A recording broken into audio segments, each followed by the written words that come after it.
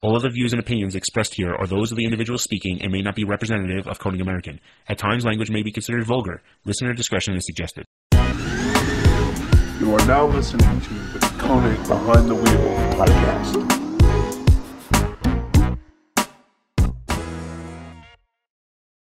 So real quick, before we get into some more stuff about our relationship, because I do want to talk about that and kind of talk about your program and things like that.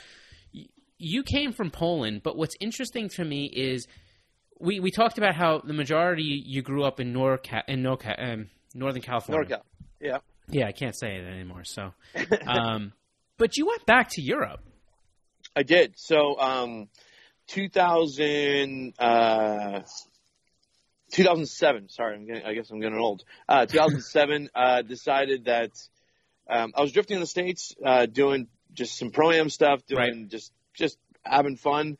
Saw a lot of the guys that were drifting with me either go to FD or do other things with drifting, and I just was in one of those places where I was like, you know what, I want to go do something different. So I decided to move to Turkey, and I didn't expect to drift in Europe at the time. I actually moved out there to work for my dad's. My dad was organizing a cultural festival, so I'm a minority from Turkey, from the Eastern Black Sea, and it was a festival that highlighted different parts of that culture where, you know, whether it's the rivers or anything like that, rivers or rocks or cows or goats or chickens or whatever it was, we would just highlight different parts that were indigenous to that area. And also, anyways, no one cares about this, but it was fun. It was a great festival. But the long and short of it is that it wasn't a long-term thing. I was there for a summer, and then I realized that it was kind of a part-time thing. And so I just started researching drifting in Europe and drifting in Turkey specifically. I just Googled drifting in Istanbul. A company popped up that had just started teaching. So I applied, and they immediately hired me, and then we started teaching drifting in Istanbul. I met a bunch of great dudes, and then from there, just started traveling around Europe, teaching drifting, just judging, and it was just rad. You know, like where drifting was in '07 in the States was miles ahead of where it was in Europe and in Turkey especially. Right. And they just, I mean, that was the upswing. You know what I mean? A funny fact that I actually told Piotr Więcek was I was with my buddies instructing at like an experience day at his first ever drifting practice. Right. This was like no joke. Right. We were on an abandoned airfield, and my buddy calls me up and he's like, "Hey, I've got this guy. He's really good.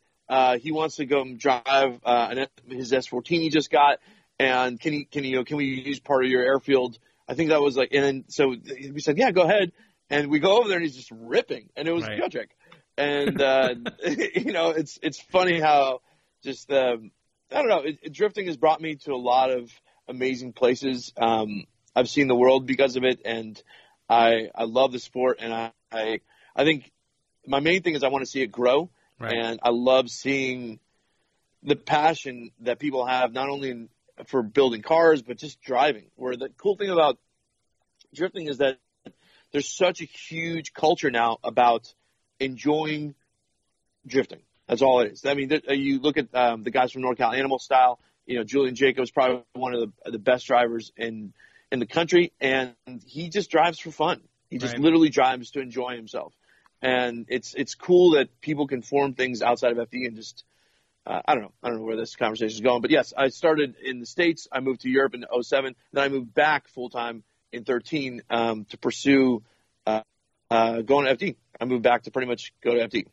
Wow, that's crazy. So your parents are still over? Your dad's still over there? My dad's in Turkey. He moved actually to Turkey when I moved back. So he moved to Turkey in 2013 or 14. My mom's about 3 hours north of me. She lives in the mountains just north of San Francisco. So she's local. I see her every once in a while. She's the Polish one, and my dad's the Turkish one. So you get into drifting. I guess into cars and into drifting. Does that happen here in the States? Is that where your first initial? It does. Yeah, it was, like most young kids, they love cars, and I was no different than that. But my parents didn't come from racing. I know a lot of people in racing come from racing, and the successful people do.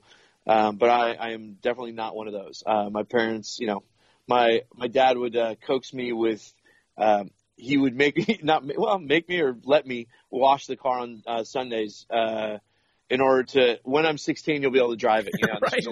When I'm 9, this is a long-term goal right here. Yeah. So it was, it's that kind of stuff. The car was definitely, I mean, we changed all our own oil and that kind of stuff, but we weren't like car people. It was just, you just have to do certain things yourself. So right.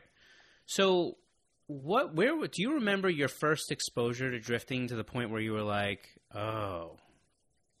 So I've talked. It's funny because I had a conversation with a friend about this a couple days ago. So I did, driving spiritedly in the hills was a common practice in Northern California when we were younger. But I definitely remember my first real kind of controlled drift where going around a corner way too fast. Actually, I had a 240 SX. I downshifted from third to second. The back end kicked out, and I just laid on it. And I just stopped, and I was like, that was freaking amazing. I don't know what that was, but that was amazing. Right. And I just went back to that corner. I just stayed there for 45 minutes, just doing it over and over again. And it was just being able to stay full throttle around corners. Right. And then you bring the style into it, being able to really chuck it. And I do love that style of just driving a car to the absolute limits. Right. It's fun. It's fun. It's just a blast. So it's interesting just because if you look at a lot of really talented road racers, the ones that really drive on that envelope, they are really intuitive about drifting because naturally it's the next movement that kind of happens throughout those transitions. You know what I mean? Yep. So yep. I don't know why that even it came to fruition, but I remember I've had conversations with a lot of different road racers, and it's funny how they kind of in their own way, they're like, oh yeah, drifting's cool because right. You definitely have to have a love for it, and people that get it, I think, and people that don't, it's sometimes really tough to convince them of why you do it over and over again. And I don't know, yeah, it's definitely a love thing. For sure. So, yeah. So, I guess let's double back. Should we get to the meat and potatoes? The meat and potatoes. Yeah, let's do the I wish I had trumpets. You know what? Right here, we're going to edit in. There's going to be trumpets. Let's talk about the announcement of your program this year.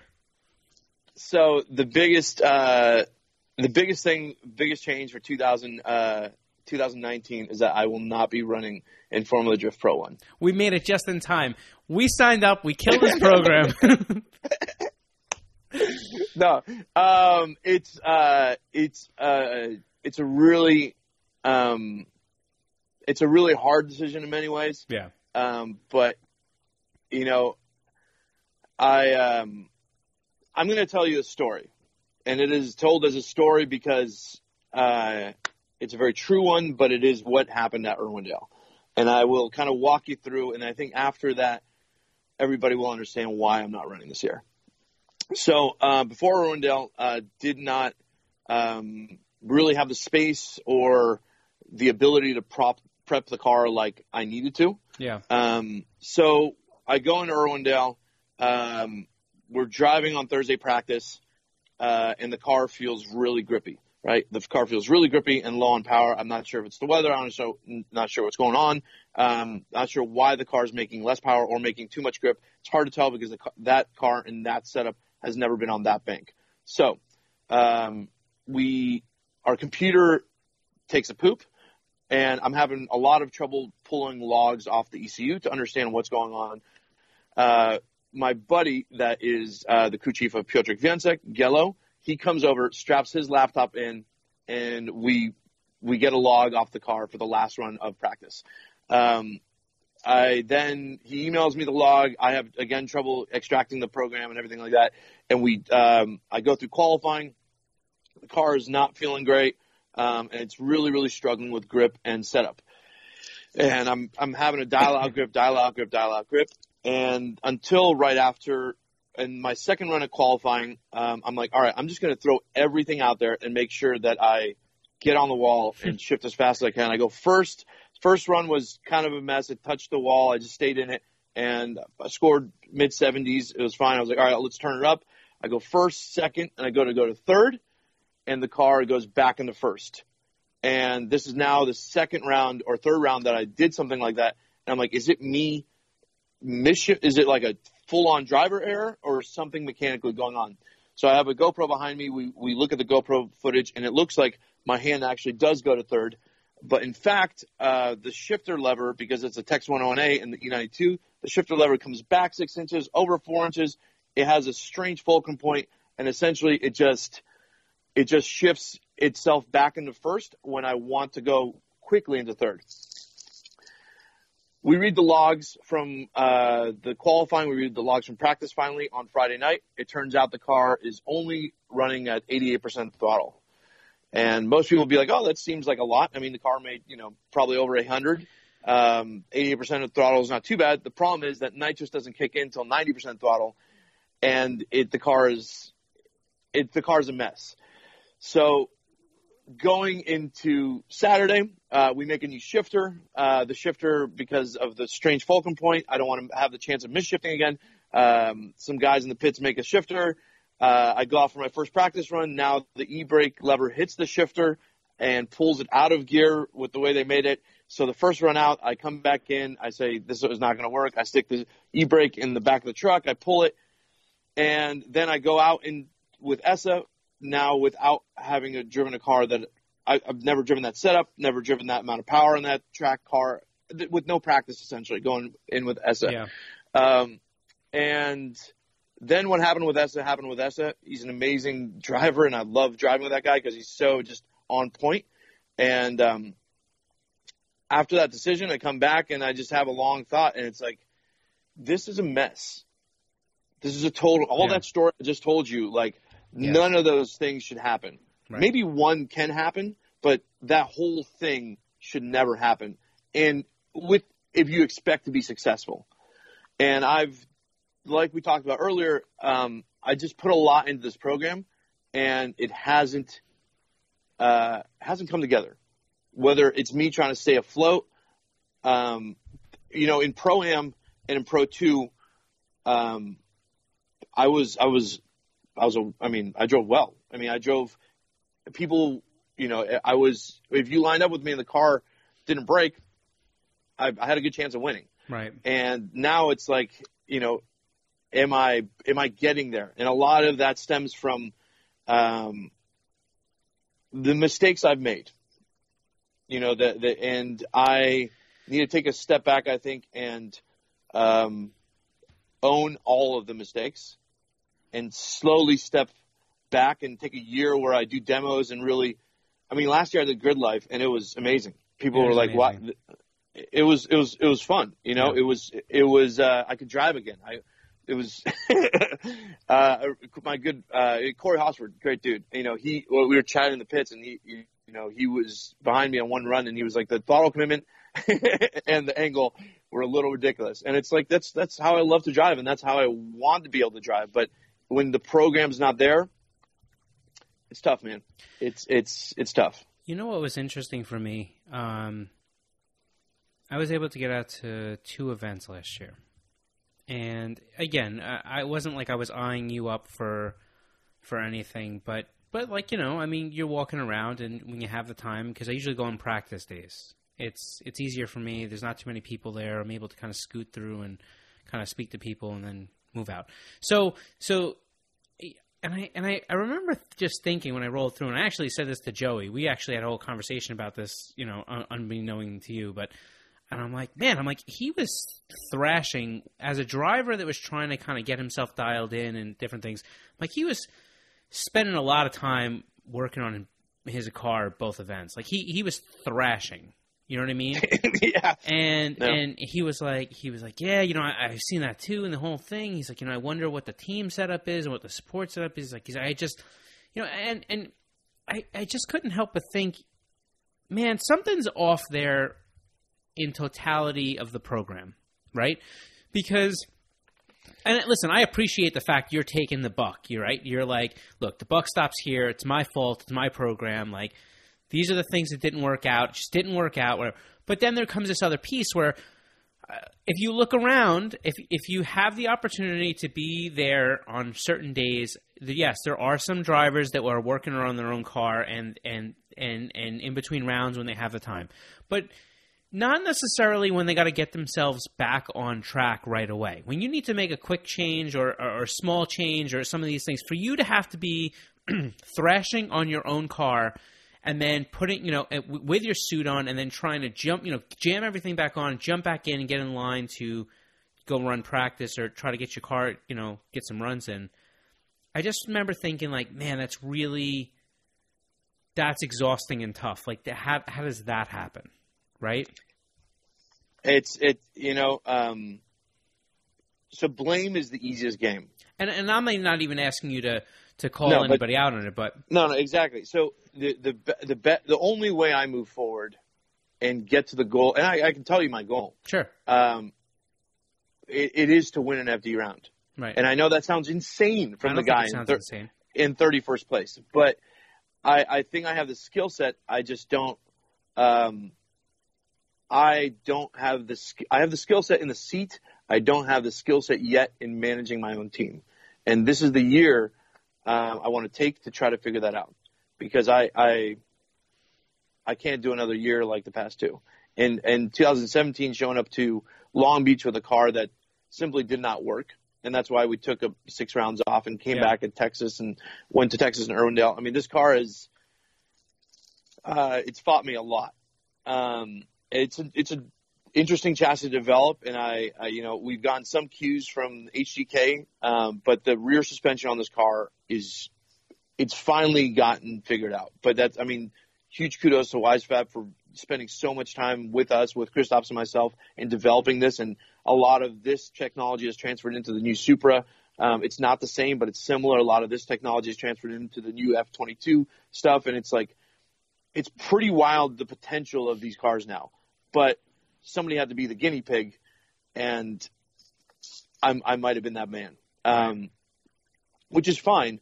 But I think that I'm at least somewhere with the car where I can see where it can go.